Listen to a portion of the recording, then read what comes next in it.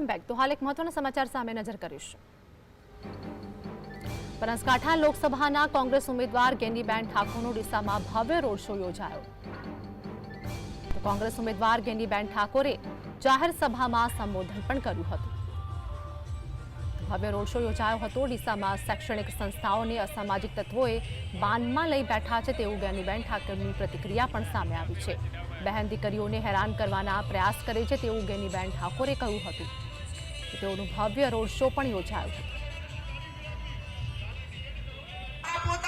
કેટલાક મુદ્દા રહ્યા છે કે આપના આશીર્વાદથી બનાસકાંઠાની જનતા મને આશીર્વાદ આપશે તો સૌથી કેન્દ્રમાં ગૌ